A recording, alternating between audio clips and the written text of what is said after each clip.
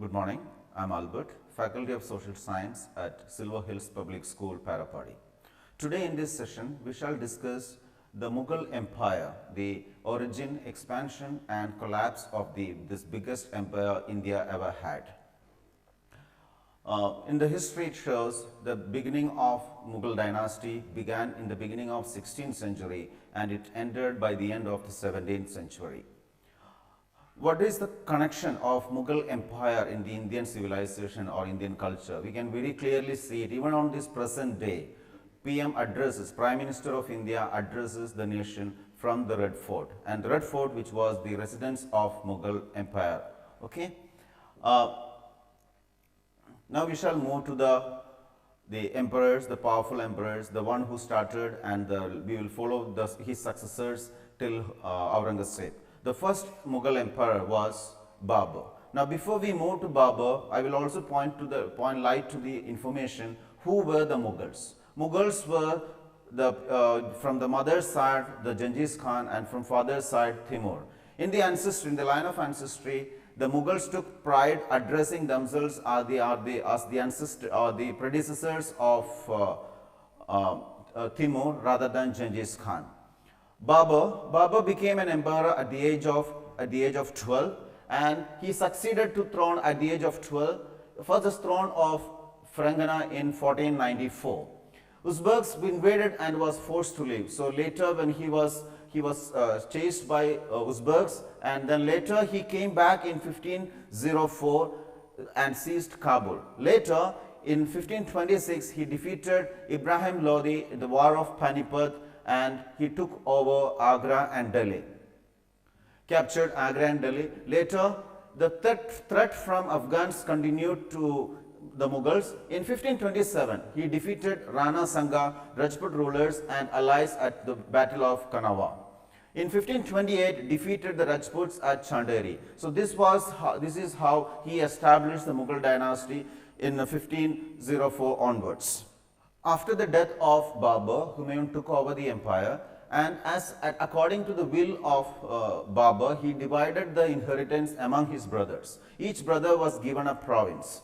Sher Khan defeated him at the Battle of Chauza in 1539 and Kanauj in 1540. That forced him to go in exile and he fled to Iran. Later, he got the help from the Iranian king Safaid Shah, came back to Delhi. He recaptured Delhi in the year 1555. Died in an accident. After the death of Humayun, it was Akbar who took over. When Akbar took over the empire, he was very young. He was only the age of 13. Under the Bairam Khan, the campaigns against Suris and Afghans were so successful. He suppressed the revolt of his half-brother Mirza Hakim and Uzbek. So here we have to remember the Mughal Empire, whoever was in power, they always had problems coming from Uzbeks, Afghans, Rajputs and even their own brothers. In 1568, Sisodia, capital of Chittor, he seized. In 1569, Ranthambore came in his control. Military campaigns to Gujarat, Bihar and Bengal, Odisha were successful at the time of Akbar, and the expansion of empire went on to northwest, that is the current Pakistan, Kandwa area.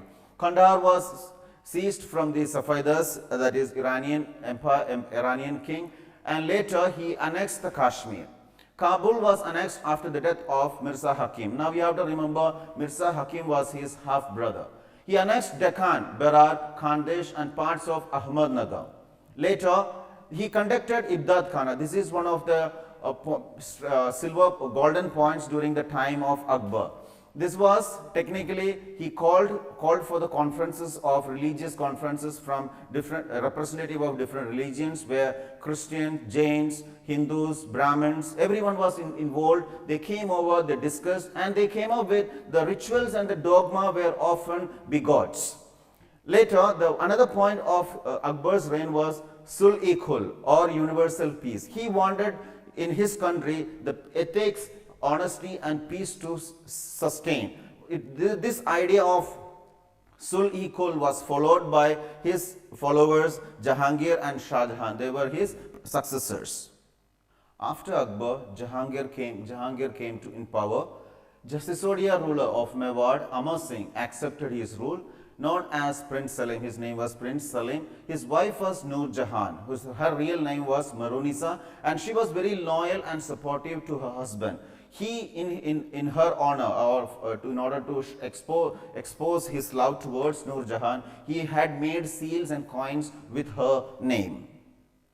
After Jahangir Khan, it was Shah Jahan. We remember Shah Jahan very well because he has given us the epitome of love, the Taj Mahal. Now, his name was Prince Khurram. Afghan noble Khan Jahan Lodi was defeated. He defeated him. Khandar was lost to Saffedas. Now, we have to remember Khandar was captured at the time of Akbar. In 1632, he annexed Ahmednagar, that is the current Maharashtra area. Aurangzeb was the son of Shah Jahan. He was victorious and his three brothers, including Dara Shikoh, were killed. Now we have to understand one point that went wrong between Shah Jahan and Aurangzeb. Aurangzeb's love life was messed up by Shah Jahan, and that made a lot of rivalry between the father and son. So Aurangzeb imprisoned Shah Jahan towards his end of his life. So he died in a prison cell. And the only request Shah Jahan put across was, I should be able to watch my wife's tomb through the window, and that was granted. After Shah Jahan, it was Aurangzeb who came into power. In 1663, that was Ahams. Ahams is the current kingdoms from Assam. He defeated them, but they rebelled again in 1680. So after 17 years, there was a rebellion coming from Ahams, Rajputs again, like we come across during the course of the class. Initially, he was successful against the Maratha chief, that is Shivaji, but then when Shivaji came to Delhi to accept the power of Aurangzeb, he happened to insult him. This made the Shivaji, the Maratha chief, so furious. He came back to Maratha region, he gathered an army, and he set out the guerrilla warfare against the Aurangzeb's Mughal army. He sent armies to Deccan. That was the time Deccan Sultanate was coming into shape. In 1685, Bijapur was annexed. In 1687, Golconda was also annexed. In 1698, against Marathas who followed guerrilla warfare. This was a war which was not very successful because the Mughal army was not at all acquainted with the guerrilla warfare. Guerrilla warfare is the warfare where the army do not attack you face to face. They always, resort to ambushes and unknown attacks.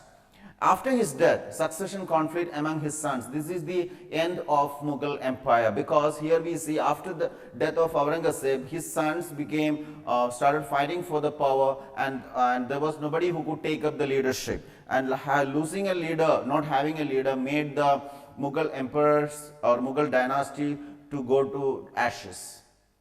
Succession. Now here we are going to look into what was the kind of succession they followed. Earlier it was primogeniture, where the eldest son inherits all the power and the property. But the succession rule that Mughal dynasty followed was corpora senary, where inheritance or division of inheritance amongst all the sons. So technically every children of the emperor would gain or benefit a particular region or a province to rule.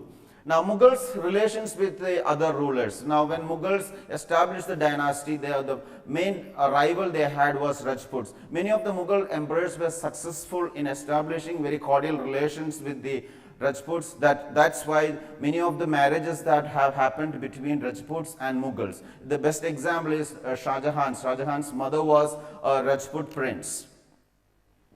We'll move further. Now, here during the time of Mughals, what was the kind of administrative or bureaucracy that they followed? They followed Zabt and Zamindars. Now, Zamindars is the landlord system we are talking here. The major tax was on the produce of peasantry. That's most of the tax was collected from the agricultural products. Taxes were paid by the rural elite. Here the elite is the nobles we are talking about. Unlike the Delhi Sultanate, during the time of Mughal Empire, the nobles were given bit power to collect the money, command the army, etc.